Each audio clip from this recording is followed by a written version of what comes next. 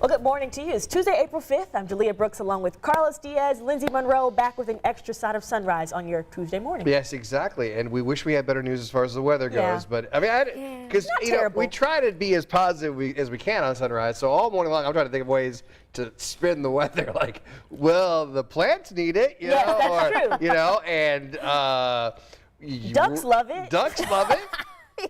Your lawn's going to be greener, but it's just blah. I think that the good news, though, you were saying that we will have we'll have periods of dry time. It's not just like an all-out washout all day. So yeah, you know, right now it's not raining. Right. So there's that. I think the big thing that we're focusing on today, though, is the Indians home opener. Yes. And we really would like there to not be rain happening when that's starting. So I believe it's going to be a very narrow window here as we get into the 7 o'clock hour. Keep in mind it is a 7:05 first pitch. After 7 p.m. it does look dry, but let me just walk you through this and show you what I'm talking about. Right now we've had some rain in southern Indiana. It's all along a warm front. It's lifting northward. That's why it's not raining just yet. I believe we're still going to see near 60 just after lunchtime before the rain gets here in the metro. And then scattered rain showers going to be fair game through the course of the afternoon. This will continue to lift northward, and by the time we get into 6 p.m., this is going to be mainly in northern Indiana, but I believe we're going to be just close enough that we got to at least call for a brief chance of a few showers close to that 7 o'clock first pitch. And then we got some dry time tonight to enjoy before yet again another round of heavy rain comes in overnight tonight. So just maybe like a little rain jacket or something like that if you plan on going to the game, maybe. Yeah. Hopefully. That's all. And it's going to be nicer, like coming up like Sunday, Monday, Tuesday. Like as long as we get through like this week, we just gradually get closer to that really bad Friday and Saturday, which we talked about earlier, by the way. You got the Masters, you got Major League Baseball starting up this weekend. So you got some things you can stay inside and watch. Plenty of things you can watch. I got to catch up on the Fresh Prince of Bel-Air, the new one on Peacock. That if I don't do it, my boss is going to fire me. Yes. Because like Lauren's going to come down on it. I've gotten halfway through an episode, and apparently I need to kick it up a notch because I've not been doing too well on it. Yeah. I keep trying to watch it like after work, and I'm like, no, I need to get a nap in at least before I start trying to start a new series. Well, you know what you need? Yes. Some new flavor Coke. Boost. You need some, exactly. Said your way. Yes. There's a new flavor of Coke out there, but I'll say it again. You might not be able to find it in stores. It's called Coca-Cola Zero Sugar Bite. As in BYTE. It's an ode to gaming. The company says it makes the intangible taste of pixels come to life. Tangible, if you will. Yeah. U.S. customers can buy Bite online starting May 2nd while supplies last. I think supplies are going to last quite a long time because it comes in a 2-pack, which is going to cost you 15 clams. The only way that you're buying this, I feel, is if you're wanting to like keep the commemorative the can? Yes. So you can talk about Coke's failure?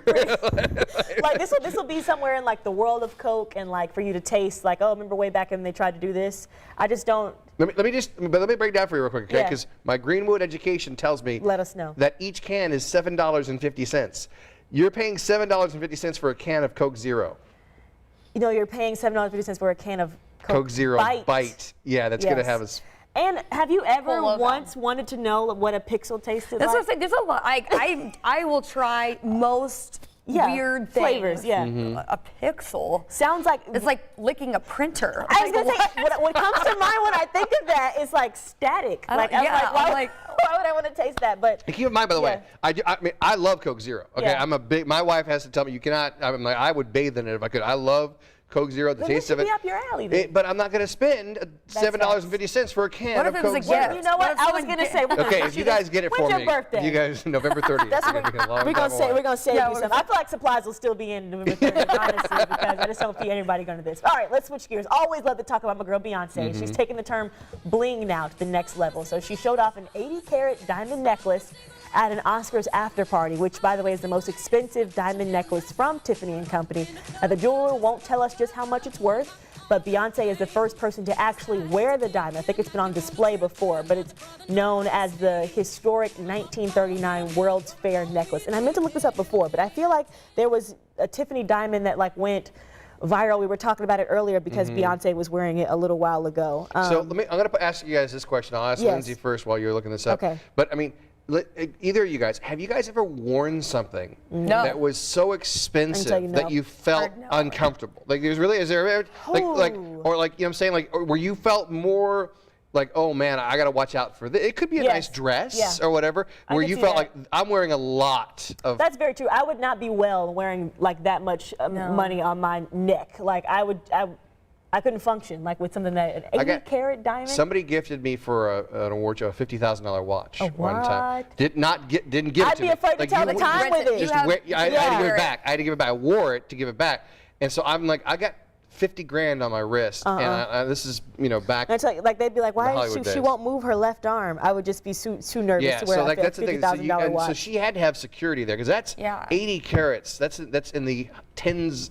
I don't know, hundreds of millions of dollar range? I mean, I've done my research. Okay, go ahead. Now I was stalling. Okay, so this was back in August, though, which we thought like 80 carats was crazy. She became the first black woman to wear this iconic Tiffany diamond that was 128.54 carats. Oh my gosh. So gosh. really, this 80 carat diamond she's wearing is slight work. This one is like, I was like, so I remember they had like this, they did like a Tiffany diamond like campaign where they had like, either way, like the moral of the story is if Beyonce has it on, I can't afford it. And so we just look and yeah, there we go. Hey, a coffee stained lotto ticket worth $110,000 had to be fished out of the trash. Now you might say to yourself, it's 110,000, not 110 million. But you know what? 110,000 is still a lot of money. I know. I love people that play the lotto only when there's like $100 billion. It's like, you give me 110,000. That's Mary Elliott. You just saw her right there. She panicked when she realized that she had picked all 5 winning numbers in Virginia Lottery's Cash 5 easy match game, but she had thrown away the proof. So when she finally got it out of the trash bin, it was all covered in coffee.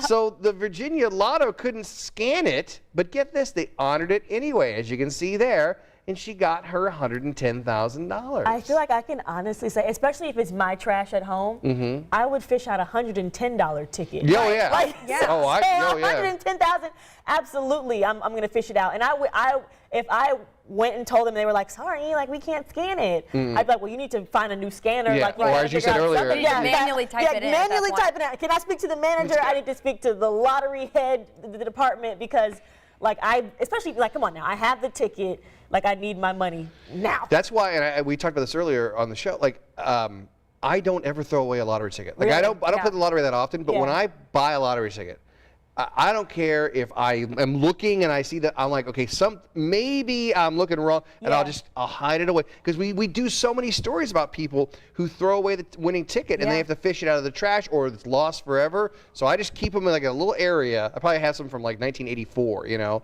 back hidden away. I feel like, didn't the lottery do a thing where it's like, if you play a certain, I could be making this up totally, I apologize. No, here we go. I'll put it this way, it may not be in Indiana, but there are some lotteries that will allow you to, like, they're like, oh, keep the ticket, because even if you lost, they do like a separate drawing for like, I don't know, I can't think of what it's called. And if not, maybe I dreamed that. Maybe you dreamt that. Maybe you're wishful. That's a good thing. I'm trying to give you a justification for why you should still keep a ticket. I want to speak to a manager. I think I demand, yes, 100%. Also, why is it not digital at this point? Like, why do we have paper tickets when everything is probably on an app? Because so folks can throw them away and they don't have to pay up the $110,000. Maybe that's why. No proof. Maybe so.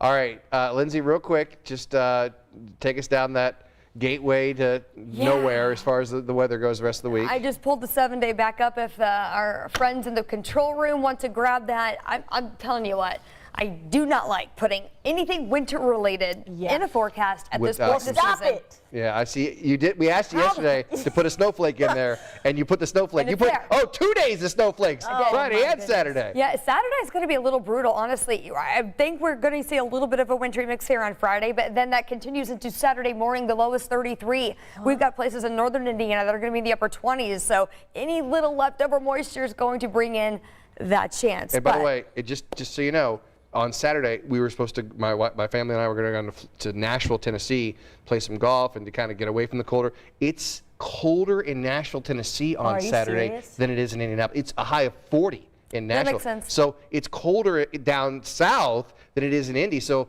I mean, we're all going to feel it on Saturday, but then we all warm up on Sunday, which is good. So. Can't wait. If we have to go down that low on Saturday in April, then I assume that at least we have a nice little rebound. So I'll try and Glass half full. We'll take it. Yeah, I'll try to find the positives, even though I'm not that happy about that. Hey, look, we're being played off. That is Victory Field, the site of course, the opening day game of the Indianapolis Indians. They're taking on the Omaha Storm Chasers tonight at 7:05 first pitch, and we're thinking it's not going to be a rain out because Lindsay says the rain's going to be ending by that time, so that's good stuff. That's right. All right, thanks for joining us on Extra Shot. For Lindsay Monroe and Julia Brooks, I'm Carlos Diaz. We'll see you guys tomorrow, 4 a.m., bright and early on 13 Sunrise. Happy Tuesday, guys.